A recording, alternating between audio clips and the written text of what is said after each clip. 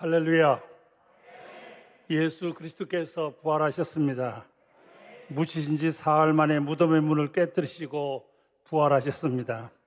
인간의 영원한 사슬과 같은 죽음을 이기시고 당당하게 부활하셨습니다. 우리에게 영원한 참 생명을 주시고 하나님의 같이 아내가 되는 길을 주사 하늘의 상속자가 되게 하시고 더 이상 죽음의 두려움이나 노예가 되지 않게 하시기 위하여 부활하셨습니다. 정말 너무 기쁘고 또 기뻐서 춤이라도 추어야 할 시간입니다. 함께 기뻐하며 할렐루야로 주변 분들과 기쁨을 나누는 시간을 가졌으면 좋겠습니다. 정말 춤이라도 추고 함께 기뻐해야 될 최고의 우리 기독교인의 명절 중에서 최고의 명절이 부활주일입니다. 부활이 있어서 기독교가 생명의 종교가 되는 겁니다. 그래서 이 부활은 너무너무 감격하고 너무너무 기쁩니다. 우리 주변을 보면서 할렐루야로 함께 인사하겠습니다. 할렐루야! 할렐루야! 할렐루야! 하루는 예수님께서 세 제자 베드로, 요한, 야고보를 데리고 산에 올라가셨습니다. 산에 올라가셨는데 거기서 예수님이 크게 변화의 모습을 보셨습니다.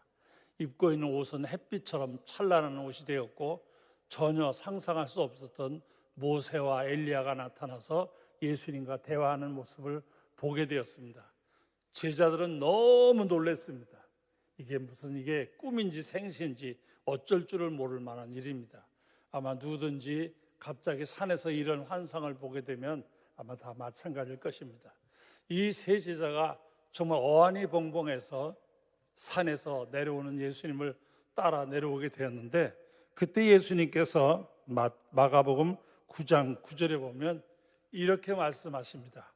그들이 산에서 내려올 때에 예수께서 경고하시되 인자가 죽은 자 가운데서 살아날 때까지는 본 것을 아무에게도 이르지 말라 하시니, 여기 보면 예수님께서 인자가 죽은 자 가운데서 다시 살아날 때까지는 이 본 것을 아무에게도 말하지 말라 이렇게 말씀하시는 걸 볼 수가 있어요. 그렇지 않아도 지금 예수님 변화되는 모습을 보고 너무 당황스럽기도 하고 황홀하기도 하고 정말 어쩔 줄 몰라 쩔쩔매고 지금 따라오고 있는데 예수님이 하신 말씀이 더 의아스러운 거예요. 인자가 죽은 자 가운데서 다시 살아날 때까지는 너희가 본 것을 아무에게도 이르지 말라. 여기 보면 죽은 자 가운데서 살아날 때까지라는 말씀이 나옵니다. 부활에 대한 말씀인데 제자들은 도대체 이게 무슨 말인지 이해가 안 되는 거예요. 감이 안 잡혀요.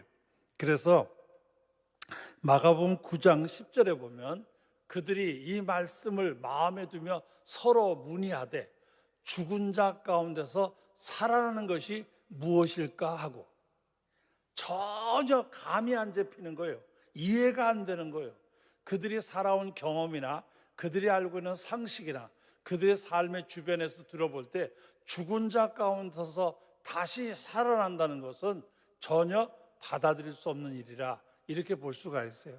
그래서 이 제자들이 어안이 벙벙해하는 모습을 볼 수가 있습니다. 그래도 예수님의 제자들은 다른 사람들과 달리 예수님을 따라다니다 보면 예수님께서 병든 자를 고치시기도 했지만 때로는 죽은 사람을 다시 살리는 일도 있었습니다. 그래서 부활의 의미를 어느 정도는 이 제자들이 감을 잡을 수 있지 않았을까 생각을 하는데 전혀 그렇지를 못한 걸 발견할 수 있어요.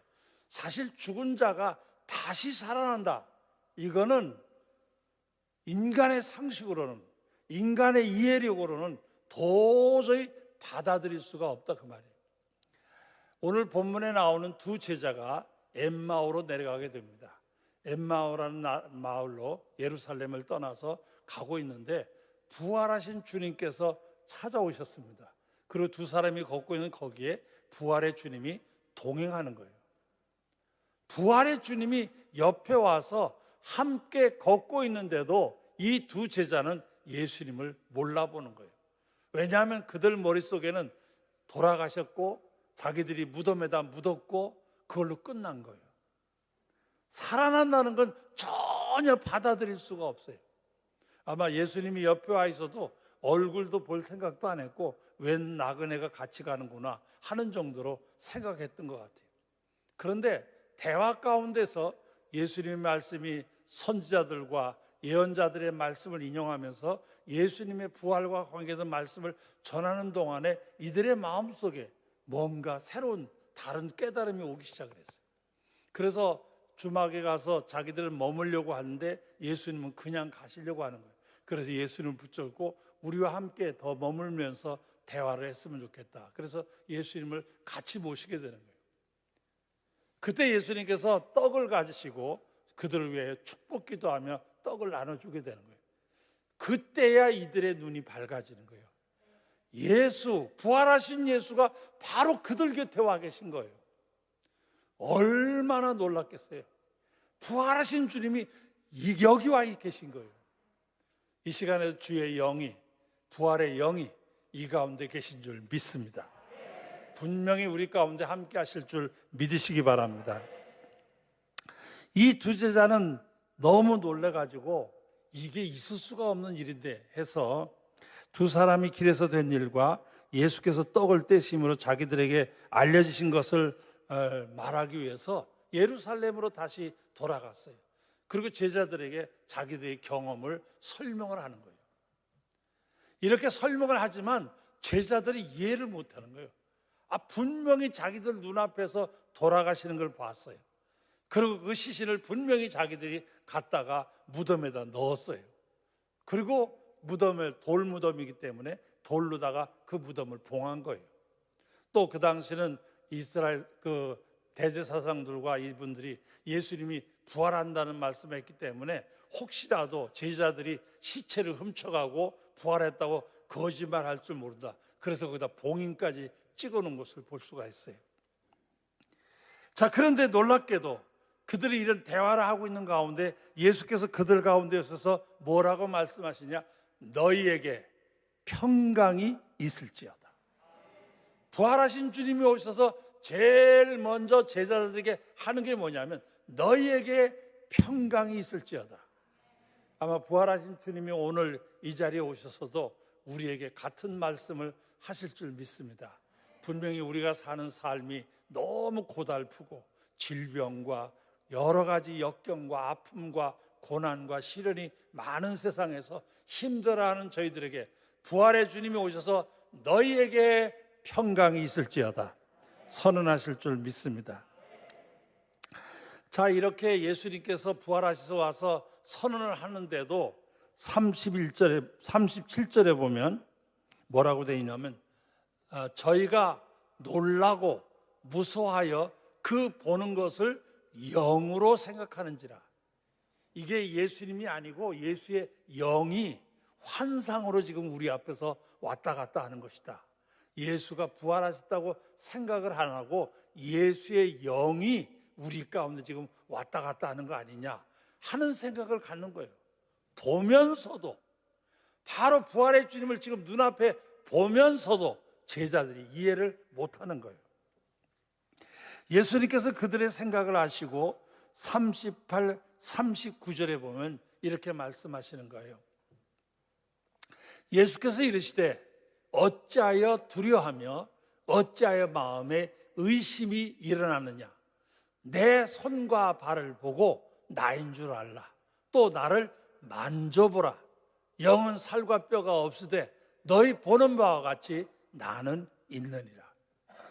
선명한 못자국이 있는 손을 보이시면서 이 손을 보고 나인 줄 믿으라. 또 그냥 그렇게 말씀하시냐. 만져보라. 나를 만져보라. 그냥 눈으로 보라는 게 아니에요. 손으로 만져보라. 만져봐서 믿는 사람이 되라고 말씀하시는 것을 볼 수가 있습니다.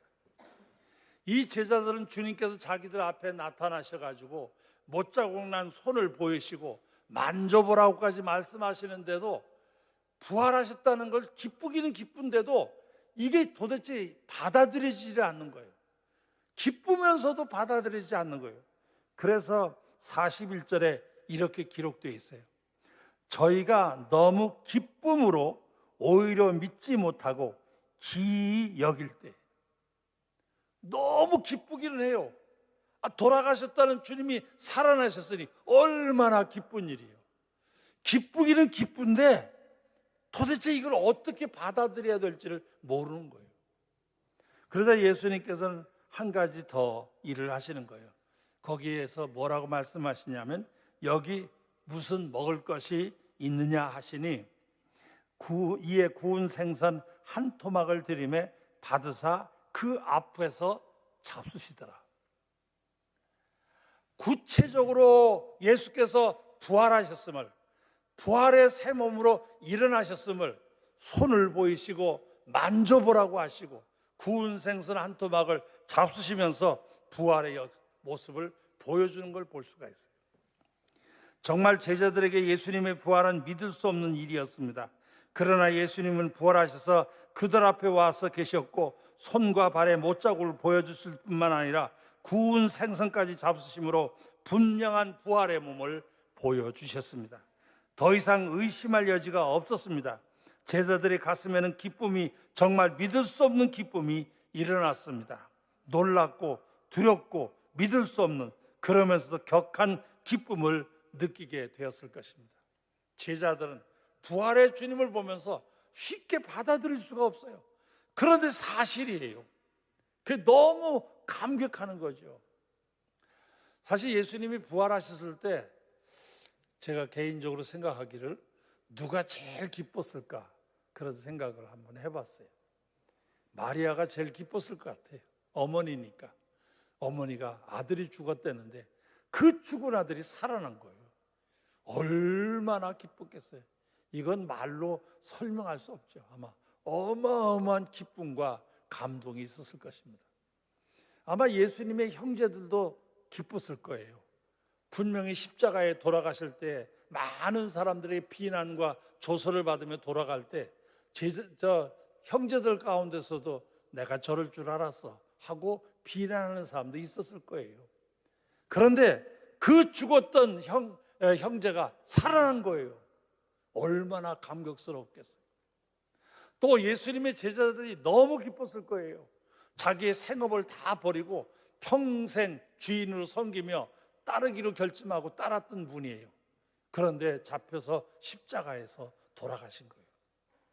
돌아가실 때 그들의 절망, 그들의 낙심, 이제 인생의 의미를 잃어버린 거예요.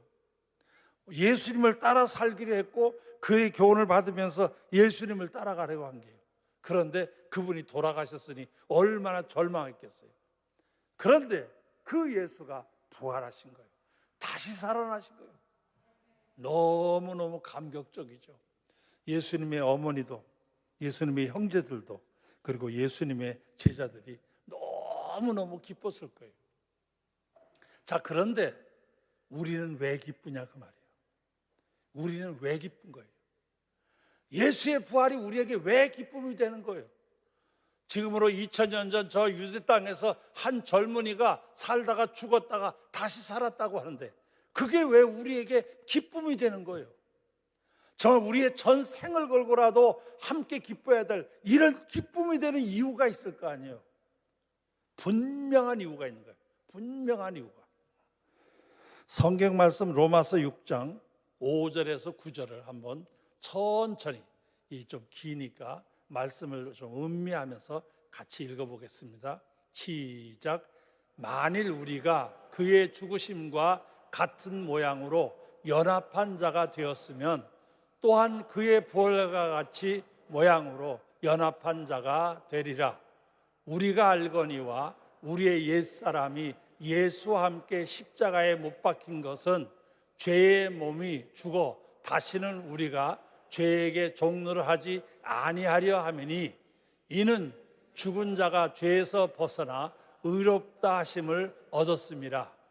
만일 우리가 그리스도와 함께 죽었으면 또한 그와 함께 살 줄을 믿노니 이는 그리스도께서 죽은 자 가운데서 살아났으며 다시 죽지 아니하시고 사망에 다시 그를 주장하지 못할 줄을 알미로라.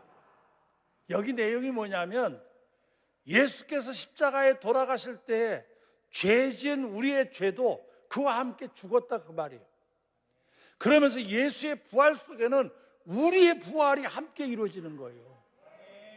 예수님이 부활하심으로 말미암아 부활의 문이 활짝 열리게 되는 거예요. 예수를 구주로 믿는 사람들에게는 부활의 역사가 일어난다 그 말이에요.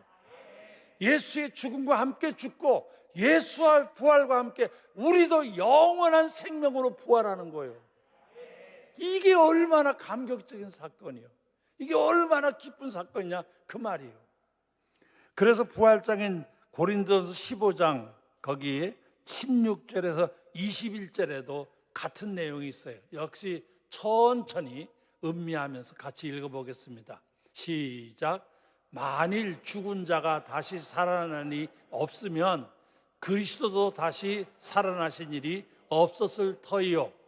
그리스도께서 다시 살아나신 일이 없으면 너희의 믿음도 헛되고 너희가 여전히 죄 가운데 있을 것이요. 또한 그리스도 안에서 잠자는 자도 망하였으리니 만일 그리스도 안에서 우리가 바라는 것이 다만 이 세상의 삶뿐이면 모든 사람 가운데 우리가 더욱 불쌍한 자이리라. 그러나 이제 그리스도께서 죽은 자 가운데서 다시 살아나사 잠자는 자들의 첫 열매가 되셨도다. 사망이 한 사람으로 말미암았으니 죽은 자의 부활도 한 사람으로 말미암는다. 아담이 범죄함으로 말미암아 이 땅에 죽음이 들어온 거예요. 한 사람의 범죄로 말미암아 이 땅에 죽음이 왔어요. 예수 그리스도께서 하나님에게 순종함으로 말미암아 그 한 사람을 통하여 새 생명, 부활의 역사가 우리한테 들어오게 됐다는 것을 가르쳐 주는 거예요. 여러분, 예수님이 십자가에 돌아가심 속에는 내 모든 죄를 그분이 담당하시고 우리가 그 십자가에서 함께 죽음을 의미하는 거예요. 그리고 예수의 부활에는 우리가 함께 살아남을 의미하는 거예요. 그래서 예수는 부활의 첫 열매가 되는 것이고 우리는 그 뒤를 이어 두 번째, 세 번째 부활의 열매가 될 줄 믿습니다. 그래서 예수의 부활이 왜 그렇게 감격스러우냐? 왜 그렇게 우리에게 기쁘냐? 예수의 부활이 왜 그렇게 우리로 하여금 환호하게 만드느냐? 예수의 부활 속에 우리의 부활이 있기 때문에 그래요. 예수의 부활을 통해서 우리에게 부활이 활짝 열리게 되는 거예요. 영원한 참 생명으로 하나님의 상속자로 영원한 저 하늘나라를 상속받는 참 생명의 사람들로 부활함을 우리에게 보여주시는 거예요. 우리나라의 대표적인 순교사 주기철 목사님이 여러 해 동안 감옥에 있었는데 감옥에 있을 때 거기 아주 철저한 공산주의자가 하나가 잡혀 들어왔습니다. 이 공산주의자는 모스크바 대학을 나온 철저한 공산주의자였습니다. 아마 목사님을 좀 더 괴롭히라고 그 사람을 거기에 집어넣은 것 같아요. 그런데 목사님과 함께 감옥에서 같이 있던 어느 날 이 공산주의자가 목사님에게 이렇게 말을 했어요.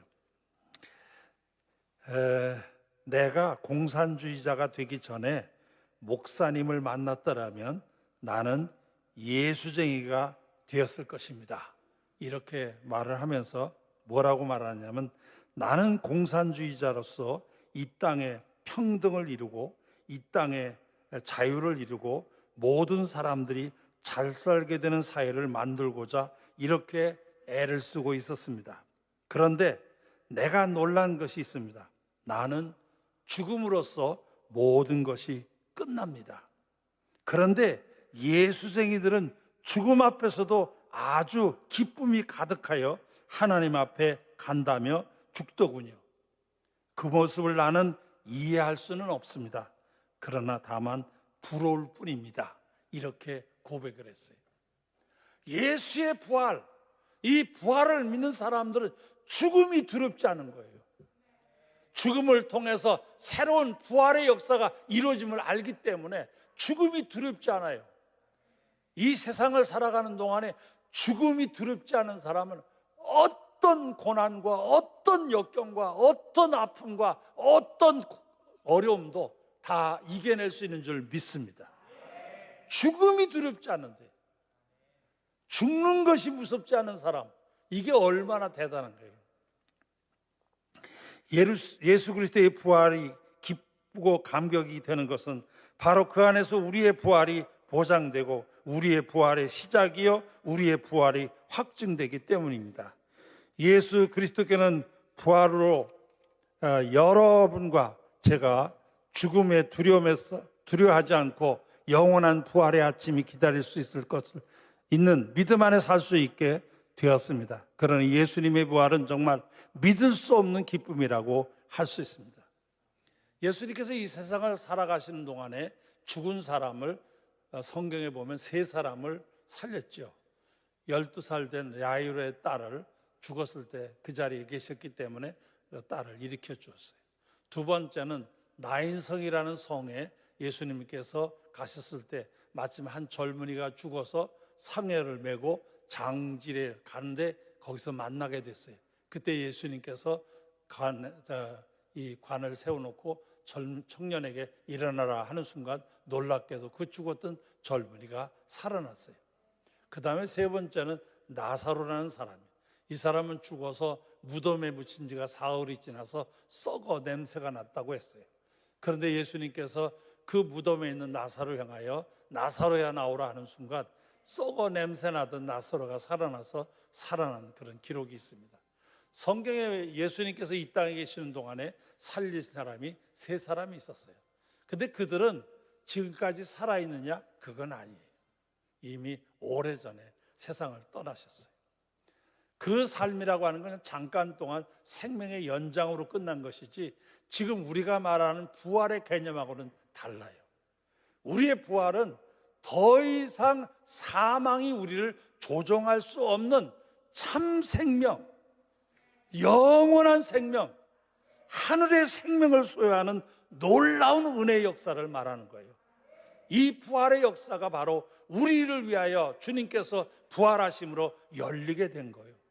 이 얼마나 감사하고 얼마나 감격적이고 얼마나 기쁜 일입니까? 고린도전서 15장 42절 이하를 보면 거기에 죽은 자의 부활도 그와 같으니 썩을 것으로 심고 썩지 아니할 것으로 다시 살아나며 욕된 것으로 심고 영광스러운 것으로 다시 살아나며 약한 것으로 심고 강한 것으로 다시 살아나며 육의 몸으로 심고 신령한 몸으로 다시 살아나니 육의 몸이 있은즉 또 영의 몸도 있느니라. 여기 보면 우리의 부활은 약한 것이 아니라 강한 것이에요. 다시 죽은 것이 아니라 영원한 것이에요. 육신의 몸이 아니라 영의 새로운 부활의 몸으로 부활한다는 것을 우리에게 말씀해 주시는 거예요. 여러분, 예수님의 부활이 왜 그렇게 우리가 기뻐해야 하고 감격해야 하고 찬양해야 하느냐? 바로 그 부활 속에 우리의 부활이 열리기 때문입니다. 여러분, 예수님의 부활 속에 우리의 부활이 함께 있음을 깨달아 늘 감격하며 감사하는 삶이 되시기를 주의 이름으로 축원합니다.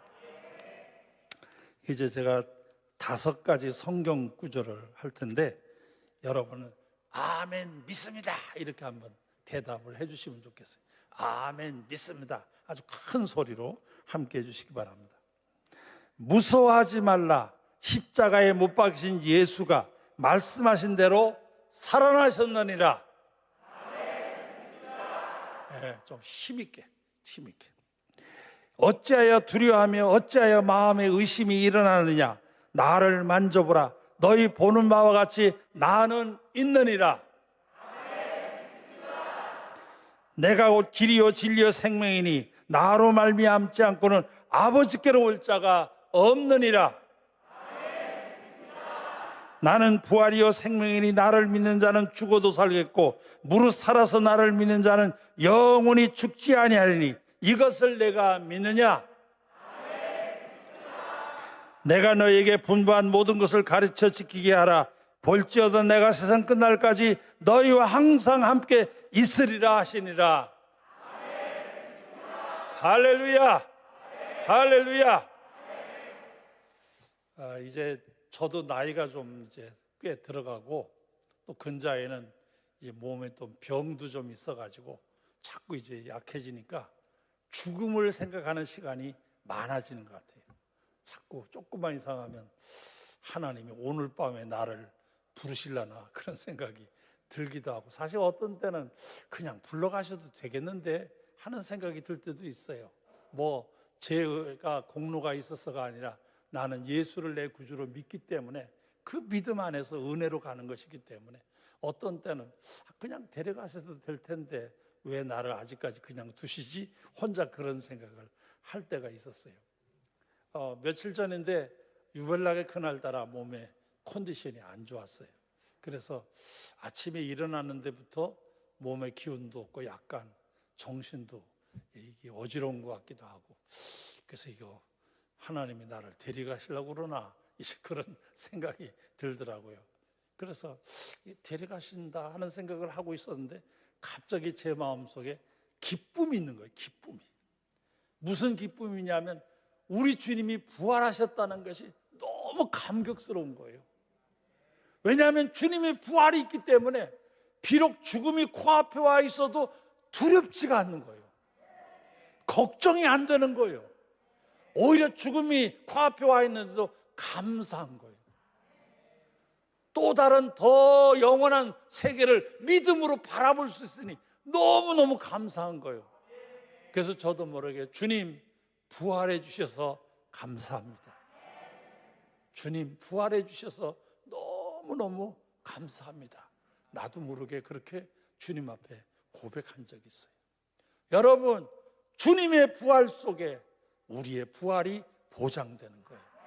얼마나 감사합니까? 우리 부활하신 주님께 영광의 박수를 올려드리겠습니다.